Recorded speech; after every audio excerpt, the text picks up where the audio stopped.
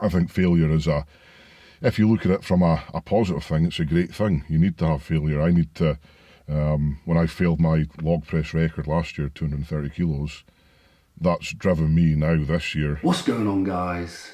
Today, we're doing a behind the scenes of filming the Stoltman Brothers documentary. Let's go. Honestly, I don't know who the fuck to trust. Is she my friend or my foe? I must have exit draw. Yeah, she give me that claim as well. I remember back when I was younger, I was happy. Nowadays feel like no one understand me. I'm good at artists, still on Bob, baby. So, it's early in the morning. I don't know where to put the camera, so I'm just out for William's weird bed. But we are shooting the Stoltman Brothers documentary today. We are doing that every single day, but today we wanted to bring you along for the ride and show you what we get up to. Today is a very flexible day. We don't have anything booked in really with them, do we? Apart from we're going to do training later today, about 1ish. And then we might be doing some cold therapy later. Before we start the video, guys, please comment, like, subscribe. Go follow me on Instagram, at Jordan Mulligan with her. Follow this guy if you fancy it. He's still not uploaded a picture for a year, so...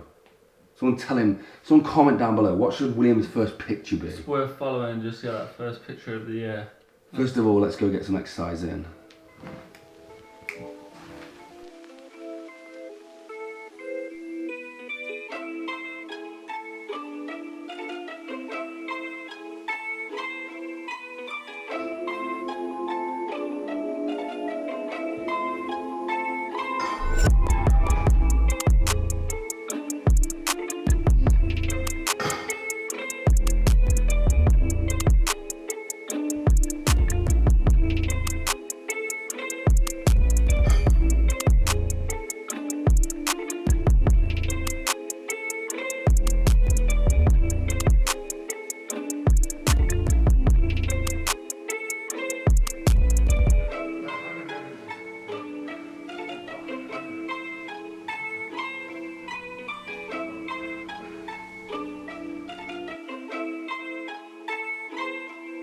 Yeah, the question is I've just vlogged that session, and obviously it didn't go well for Tom.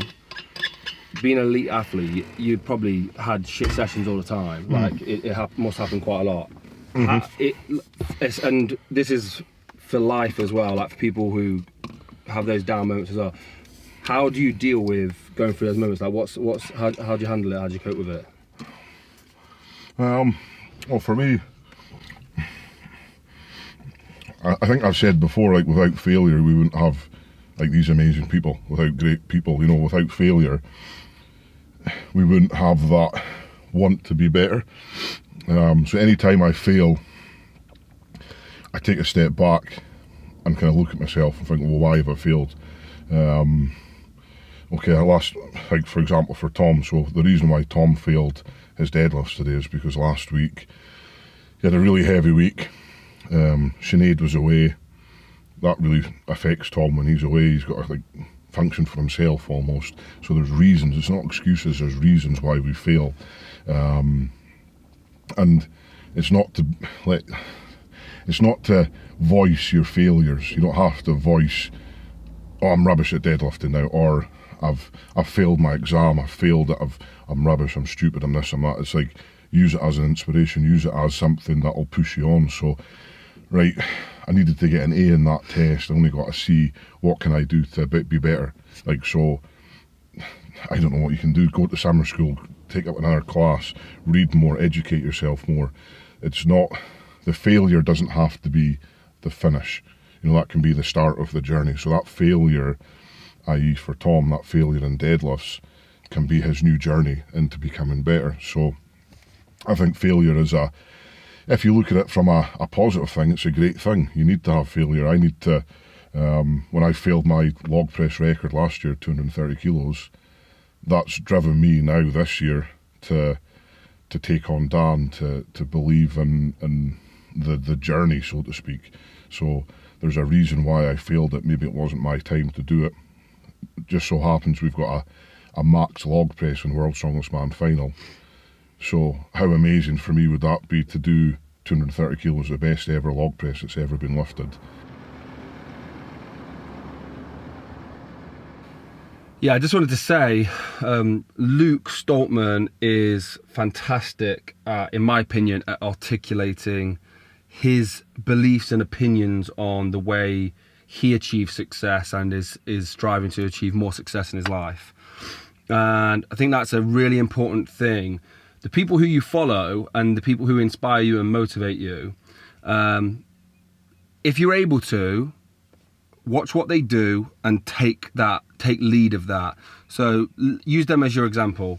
But if that's not something you're able to do and you want a deeper root of why they are doing that, find people who are able to articulate themselves, and it should make it easier to understand for yourself. For me, I'm not the best articulator of my mindset, or especially when a camera's put in my face, I'm not very good at doing that. So I don't articulate myself very well. Whereas people like Inky Johnson, Luke Stoltman, Ben France, I mean, most of the guys we speak to are fantastic articulators. But Luke's fantastic at articulating how he thinks and feels about a certain subject. And I think he always has solid advice. And here's the other thing as well, that I think so many people have a sort of a final and fatal mentality with the way people say how they succeed in life, and the way people say this is how I did it. It's like, just because that's the way someone says they do it, doesn't mean that they're saying that's the way you have to do it. They're just explaining how they did it, and if that works for you, that works for you. If it doesn't work for you, you find a different way. So yeah, with Luke's stuff, me personally, I love his advice on that. So I think one of the struggles with documentary making, like the way we've been doing it, is finding genuine natural moments are difficult to find, because the problem is with a camera, whether you like it or not, the majority of people, it triggers something in them to act slightly different. Now, Luke and Tom, this is one of the reasons that we come up here all the time. Like, even if we're overkill on this shoot, what we're trying to do is get super comfortable with the cameras, the boys, and ourselves. So it's like we can have those natural moments, and they're not fake. So we want our whole documentary to be full of real moments. So having Dan here today was like one of the best situations we've been in, where the guys aren't focused on us. They're working with their coaches, and they've got important stuff to focus on, and not the cameras. And by far some of the best stuff. How was the audio, by the way? Audio was good, yeah. Because music was playing. It was a really perfect situation, wasn't it? Really good situation. And Luke just fucking, at one point, like, I think he was a bit pissed off, not with Tom, but just with the way the session was going, and he just like older brothered it and just says, look, come on, this is the way we are, this is what we're doing. I can't really go into details with what was said, actually, because that's the whole point of having it for the film. So I think it's scenes like that will definitely make it into the film. And I think a lot of people, I've been speaking to film crews, and we're both shooting a documentary, and they said, we shoot all weekend for, I think it was like 10 minutes of the film. And like, I think we shoot all weekend and we might not even see 10 seconds in the film. Like, we really are, like, we are doing a lot of filming, and I don't think it's recommended. I wouldn't recommend it, but we want to make something really, really special. Like, we want this, I mean, our goals are so wild. Like, we're trying to achieve something really good with this film. And this is one last thing, is when you're setting goals, I think a lot of people set goals, but they make them like magical goals. Like, one day I'm going to win an Oscar, one day I'm going to win a BAFTA, and it's like a magical goal, right? We're making a feature-length documentary right now. I want to win an Oscar and I want to win a BAFTA in my life. That's what I want to do. So why wouldn't I attack this film with that same energy? So that's what the plan is. I sound stupid, but I'm trying to win awards for this documentary. Like, there is a possibility that this film could win an Oscar. And I would say there, and some people are like, no way, no way. Yeah, probably no way for us, that's maybe what you're thinking, but ask yourself this. If this film was in the best director's hands in the world and had the most amount of money pumped into it and all this kind of stuff, is there a chance it could win an Oscar? I think everyone would agree that that's a yes, it could definitely win an Oscar. So, there is a possibility that we could win, so why wouldn't you try and attack it like that? So I think that's when people set goals, they make these goals like quite like mystical and magical, and it's like they don't really amount to nothing because they're not tangible. It's not like a thing. It's not something you would ever reach for. It's like out of your own reach. So you can say it and it's cool and all to say, but you're not actually aiming for it like directly. You're not actually targeting it because you're not being specific about it. You're not. You're saving it for this special time for when you can do it. And I think like we've fallen trapped to that.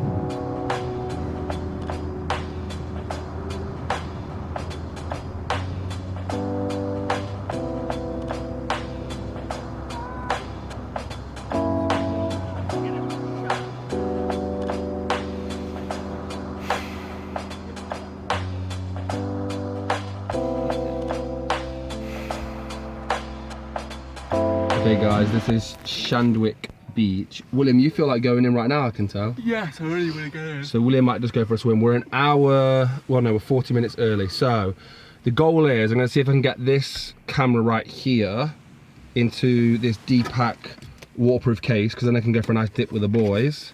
I'm gonna see if it fits in. Now I remember a little bit that it didn't really fit in very well, so we'll see. And then, what are we doing after that, big lad? Oh, the drone. So when it gets close to around 7 o'clock, which is when they're supposed to be here, I'm gonna fly the drone up and see if I can get a tracking shot of Luke or Tom coming into the beach.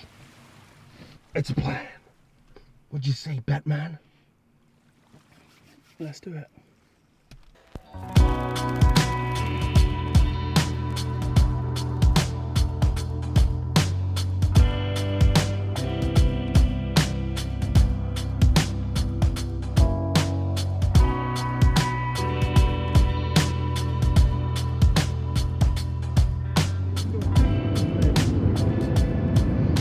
What's going on, Joe?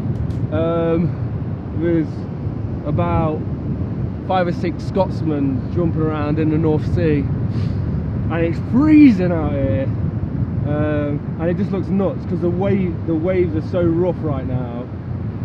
So I've got the 70 to 200 mil long lens on, and because the waves are high, what I'm going to do is I'm going to get this camera off the tripod and do a really low shot.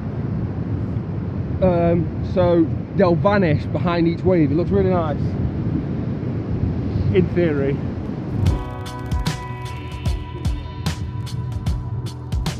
So, Yes. we did an ice documentary. Do you remember, Will? Remember that? I do. And one of my rules was wrap up warm because it ruins your shot. I was just thinking the same thing. And I'm on a long lens now, and I'm really struggling because my hands are shaking. So there's the lesson, guys. We broke our own lesson. Broke our own bloody rule.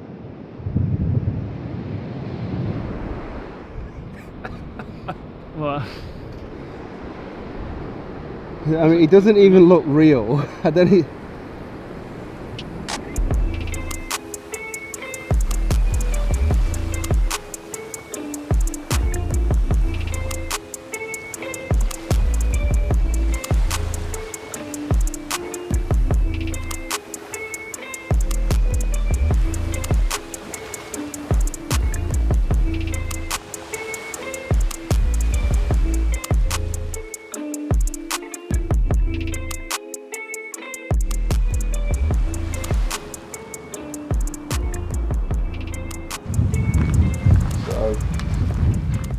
That was another really good shoot day. We were just saying, oh, nice and toasty in there. We were just saying that each day we want to feel like we've got a shoot that has potential to be in the film. And I think for me, today was one of the best days, wasn't it, Will? Yes, it was. So, in terms of training sessions that we've shot, because one of the biggest things we want to do is get training sessions in the film. It's one thing I think it'll be quite good for the documentary. It'll be unique. So getting the training sessions in the thing. Now training sessions are quite difficult to make entertaining. We always see the boys train anyway. But today some really interesting stuff happened. It's great to see Dan there. Dan adds another dynamic to the guys training that just wasn't there before. So that's really important. Dan's opinion's really important. You know, it's cool to see Tom and Luke passionate about winning worlds, but what's even more interesting to see is the people who are passionate around them who want to see Luke and Tom win worlds. And even though it's an individual sport, there's still a team around it. And I think so many people in successful positions have great teams, and the Stoltmans are not exempt from that. They have each other first of all, but they have fantastic teams. And I think in success there's no such thing as an individual. This whole notion of self-made, like you have to be able to give credit where credit's due. I think one thing we have that's amazing, we have a cool team, right? Yeah, we do. We have me, Luke and Will. That's always been our core team.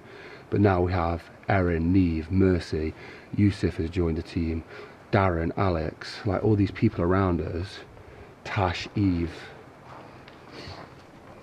So I think for us today is just feel a lot of gratitude for having our team, having my boy Will having me, obviously. And it was really cool to see that today. Shout out a team member in your team, comment them down below, give them a shout out, give gratitude. I want to say thank you to all my team back at the studio and working at Mulligan Brothers. Thank you guys, and as always, thank you for watching. Have a blessed and productive day. Go inspire some change. Oh yeah, and follow us on Instagram. Links down below. Honestly, I don't know who the fuck to trust. Is she my friend or my foe? I'm a extra draw. Yeah, she give me that claim as well. I remember back when I was younger, I was happy. Nowadays feel like no